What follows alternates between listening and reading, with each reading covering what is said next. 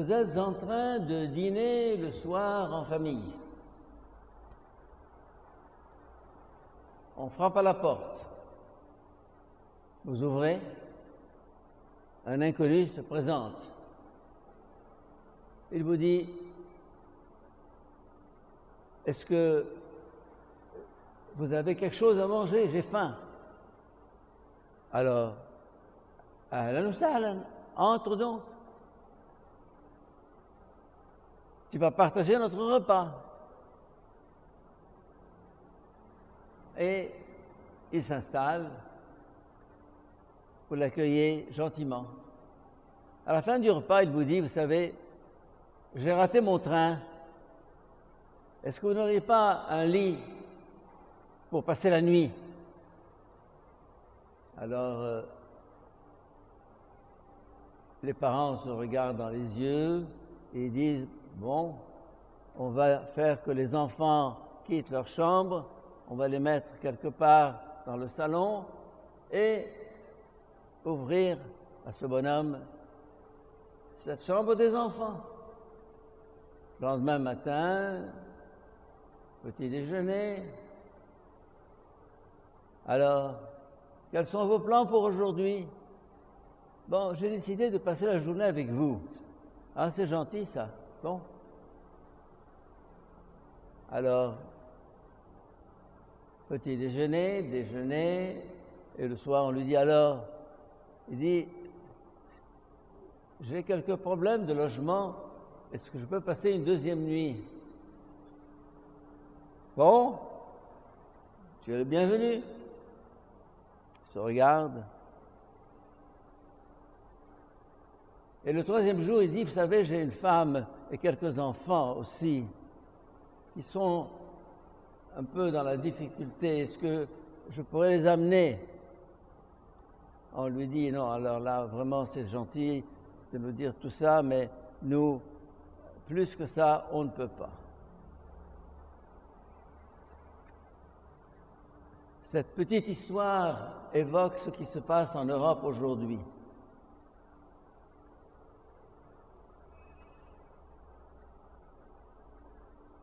L'Europe est un pays d'accueil. Elle l'a prouvé, elle l'a montré. L'Europe, le Canada, les États-Unis, l'Occident en général, ont comme principe d'ouvrir les portes à l'étranger, comme nous venons de le chanter tout à l'heure au début de cette messe.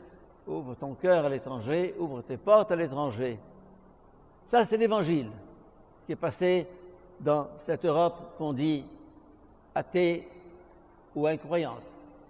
Mais elle a assimilé cette vertu. Mais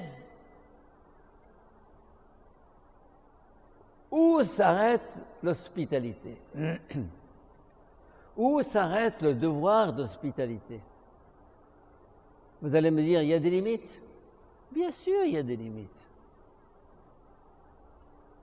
La priorité est à ma famille, est à mes enfants, est à ma femme.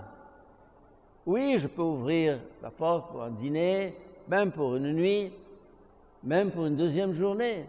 Mais s'il va m'amener sa femme et ses enfants et s'incruster chez moi, je vais lui dire non. Et s'il me menace en disant je resterai, et si vous ne m'accueillez pas, vous verrez, alors qu'est-ce que je fais? Si je continue à lui dire ah bon, d'accord, bon, on va tous déménager pour te laisser la place, alors c'est que je suis un imbécile. Voilà. Je suis un imbécile. Ça ne s'appelle plus de la charité, ça ne s'appelle plus de l'hospitalité, ça s'appelle de la bêtise. Or, c'est un peu ce qui se passe actuellement en Occident. Des gens qu'on accueille, qui veulent vous imposer leurs lois, et leurs principes, et leurs valeurs, et leurs habitudes, et leurs coutumes, et leur culture.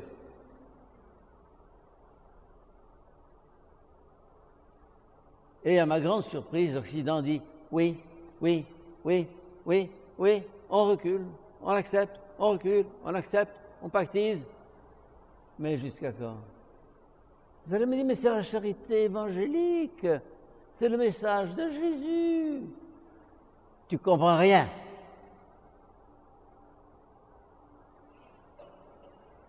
La priorité est à ma famille. Je ne peux pas ouvrir les portes de ma maison sans discrétion. Il y a des limites à garder. Il y a une intimité à sauver. Et faute d'avoir compris cela, l'Europe est en train de se perdre. Complètement.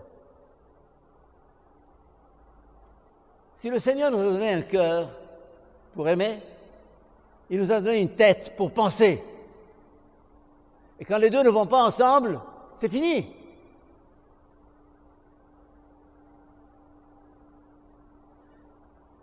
Il y a ce qu'on appelle le seuil de tolérance. C'est quoi le seuil de tolérance? Le seuil de tolérance, c'est ma capacité de subir quelque chose, d'accepter quelqu'un dans certaines limites. Ou bien sur le plan du corps. On me dit, le vin c'est bon? Oui, bien sûr. Je prends un verre, c'est bon. Je prends 2 verres, c'est encore bon. Mais parce que le vin est bon, je vais aller jusqu'à 10, 15 verres, c'est fini. Non.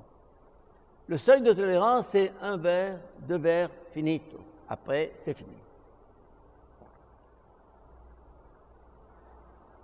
Sur le plan social, c'est la même chose. Je dois accueillir mon prochain, mon voisin, l'inconnu, l'étranger, oui. Avec gentillesse, oui. Mais si celui-ci se comporte comme un pays conquis, si celui-ci se comporte comme un grossier personnage, eh bien, je le remettrai en place. Et pas au nom d'une fausse charité, je vais m'écraser et me taire. Non! Non! Actuellement, ce flot d'émigrés qui vient du Proche-Orient et qui déferle sur l'Europe, il ne faut les accepter que dans la mesure où ils sont désireux de s'intégrer, d'accepter les valeurs européennes, le style de vie européen, les principes des sociétés européennes. Sinon, us, barra! C'est comme ça! Mais l'Europe ne sait plus faire ça. L'Europe, en fait, ce sont les dirigeants de cette Europe qui sont des vendus, des pourris, qui ont vendu l'Europe, qui ont trahi l'Europe, qui ont trahi leur peuple.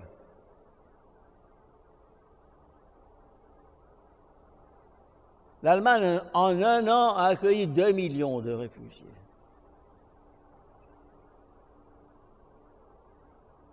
La Suède, n'en parlons pas. Et les problèmes se multiplient, de viols, de meurtres, de vols, que sais-je encore. Jusqu'à quand?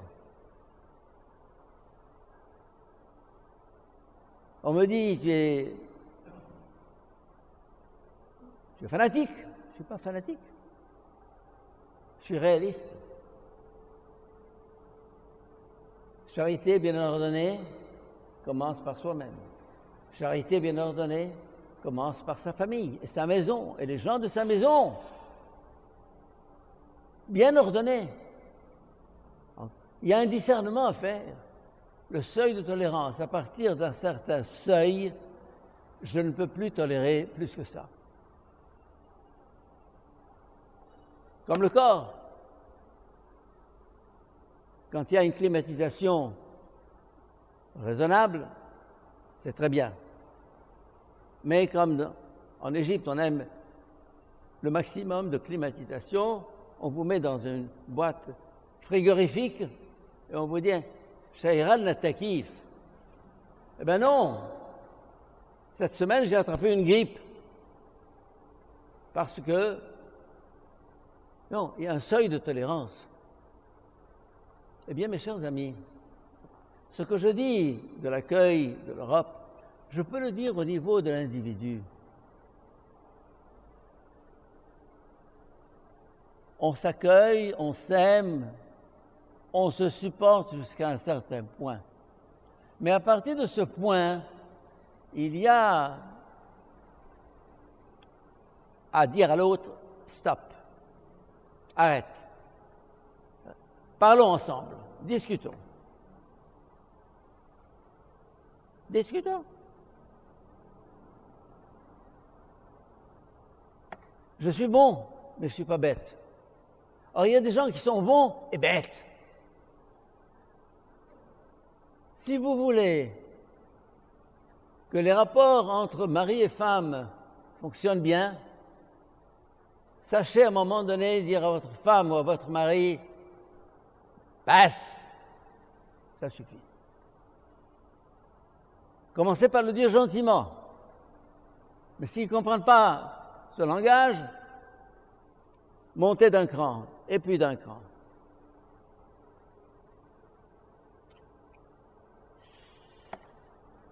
J'ai fait ma thèse de psychanalyse à Chicago il y a 50 ans.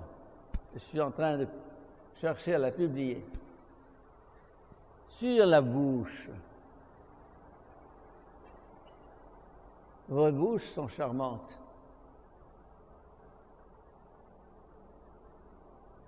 Les lèvres s'embrassent. C'est tendre, c'est mou, c'est gentil les lèvres. Et qu'est-ce qu'il y a derrière les lèvres? Il y a les dents. Si tu ne comprends pas le langage du baiser, eh bien, je mords. Vous allez me dire, ben oui, Dieu a fait la nature ainsi. Tu comprends le langage du baiser? Alors, je m'arrête là. Tu ne le comprends pas? C'est comme ça. Il y a toute une sagesse dans la physiologie humaine, dans la composition du corps humain. Les lèvres et les dents. Et sur le plan social, c'est la même chose. Et les lèvres, pour s'embrasser, pour sourire. Mais si l'autre ne comprend pas ce langage, alors il y a les dents.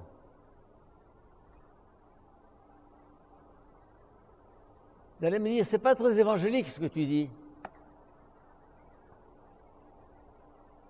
Vous pensez? Lorsque Jésus a été giflé par le serviteur du grand prêtre, il ne lui a pas attendu l'autre jour. Il lui a dit, si j'ai mal parlé, dis-moi en quoi j'ai mal parlé. Et si j'ai bien parlé, pourquoi est-ce que tu me frappes? Il a répliqué, il a réagi, il a protesté. Beaucoup de problèmes psychologiques tiennent à ce que les gens ont peur de faire face. Et ils rentrent leurs problèmes. L'autre les écrase. Femme, mari, enfant, voisin, que sais-je, au nom du vivre ensemble, au nom de la gentillesse.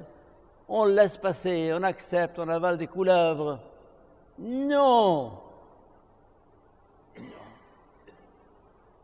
Sauve ton identité, tu sauveras ta relation. Sauve ta propre identité. Être d'abord soi-même. S'affirmer.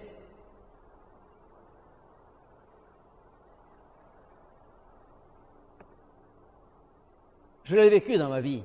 J'ai su ce que c'est que de se faire marcher sur les pieds. Je vous raconterai ça un jour.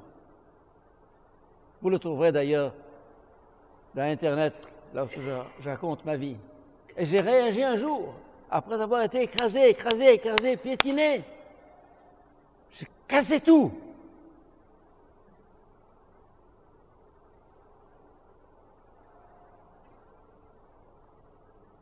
Et il m'arrive de dire à telle personne qui vient prendre conseil auprès de moi, si ta femme ou ton mari, ton voisin, ton copain ne comprend pas, réagis, parle. Ne te tais pas. Pas de refoulement. Ça tue intérieurement. Il faut être libre pour aimer. Sinon, ce n'est pas de l'amour. C'est une trahison. Alors, l'hospitalité, c'est très beau, c'est très bien. L'accueil, c'est très beau, c'est très bien. La charité, c'est très beau, c'est très bien. Mais, à côté du cœur, faites intervenir le cerveau pour que notre charité soit marquée au coin du bon sens et de la sagesse. Amen.